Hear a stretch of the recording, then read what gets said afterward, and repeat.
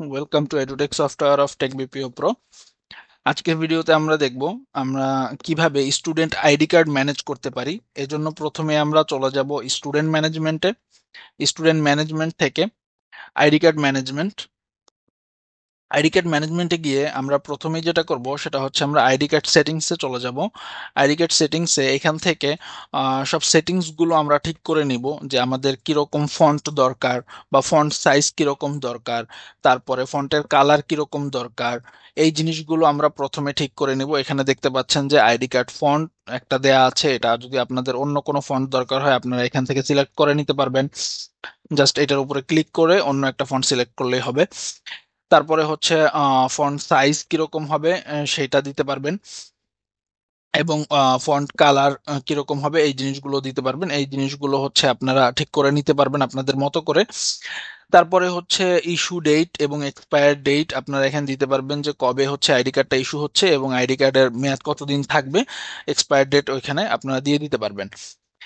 এরপরে font font সাইডের যে লোগোটা থাকবে, যেমন এখানে যে ফন্ট সাইডে যে আমরা লোগোটা আপলোড করেছি এই লোগোটার হাইট কতটুকু হবে, এবং ফন্ট লোগোটা যেখানে থাকবে তার উপরে মার্জিন কতটুকু হবে।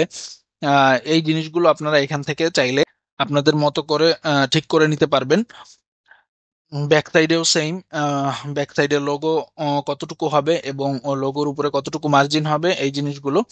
এরপরে আপনাদের অথরাইজ যে সিগনেচার হতে পারে প্রিন্সিপালের সিগনেচার, সেটা আপনারা এখান থেকে এখানে আপলোড করে দিতে পারবেন। সিগনেচার আপলোড করার জন্য জাস্ট এই ক্যামেরা আইকনের উপরে ক্লিক করবেন। ক্যামেরা আইকনের উপরে ক্লিক করে জাস্ট একটা ইমেজ সিলেক্ট করে ওপেনে ক্লিক করলেই এটা অটোমেটিক এখানে আপলোড হয়ে যাবে। এরপরে এই সিগনেচারটার হাইট কতটুকু হবে সেটা আপনারা এখানে ঠিক করে নিতে পারেন।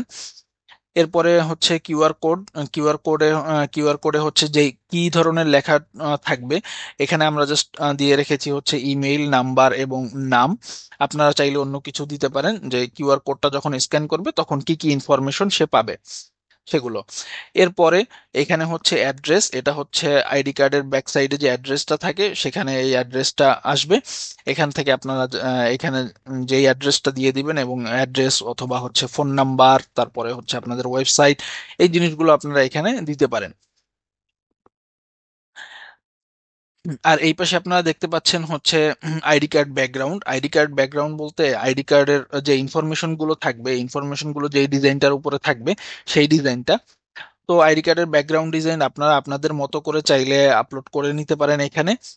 আপনাদের যদি নিজেদের কোনো ডিজাইন থাকে সেক্ষেত্রে আপনারা সেই ডিজাইনটা এখানে আপলোড করে দিলেই হবে। আপলোড করার নিয়ম সেম।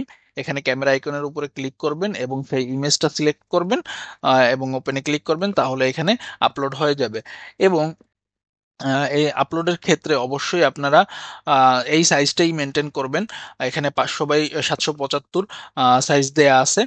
এরপরে আপনারা এখান থেকে লোগো আপলোড করতে পারবেন সেম ওয়েতে, এবং আইডি কার্ডের ব্যাকগ্রাউন্ডে যেই ডিজাইনটা থাকবে সেটা এখান থেকে আপলোড করতে পারবেন সেম ওয়েতে, এবং ব্যাক সাইডে যে লোগোটা থাকবে সেটা এখানে আপলোড করতে পারবেন। এরপরে আপনাদের টিচারদের ক্ষেত্রে যদি আইডি কার্ডে কোনো ভ্যারিয়েশন থাকে ডিজাইনের ক্ষেত্রে, সেক্ষেত্রে আপনারা টিচারদের জন্য আলাদা আম, এখান থেকে ব্যাকগ্রাউন্ড ডিজাইন আপলোড করতে পারবেন। জাস্ট এটা ফ্রন্ট সাইডের, এটা ব্যাক সাইডের। এবং গার্ডিয়ানদের ক্ষেত্রেও সেম। এখানে হচ্ছে আপনারা ফ্রন্ট সাইডের ব্যাকগ্রাউন্ড আপলোড করবেন এবং এখানে ব্যাক সাইডের যে ব্যাকগ্রাউন্ড ডিজাইনটা সেটা এখানে আপলোড করবেন। এই জিনিসগুলো আপলোড করা হয়ে গেলে তারপরে হচ্ছে এখানে লেখাগুলো এবং এই ডিজাইনগুলো সবকিছু আপলোড করা হয়ে গেলে তারপরে হচ্ছে আপনারা সাবমিট অ্যান্ড সেভে ক্লিক করলে এই জিনিসটা সেভ হয়ে যাবে। এরপরে আমরা যদি আইডি কার্ড ম্যানেজমেন্টে চলে যাই এবং এইখান থেকে আমি গ্রুপ সিলেক্ট করলাম এবং হচ্ছে আমি ভার্সন সিলেক্ট করে দিলাম, এরপর আমি ক্লাস সিলেক্ট করলাম এবং হচ্ছে আমি সেকশনও সিলেক্ট করে নিলাম। কোনো একটা স্টুডেন্টের আইডি কার্ড প্রিন্ট করতে চাই সেক্ষেত্রে তাকে সিলেক্ট করব এবং প্রিন্ট আইডি কার্ডের উপরে ক্লিক করব। তাহলে আমরা দেখতে পাবো সেই স্টুডেন্টের আইডি কার্ডটি রেডি হয়ে যাবে।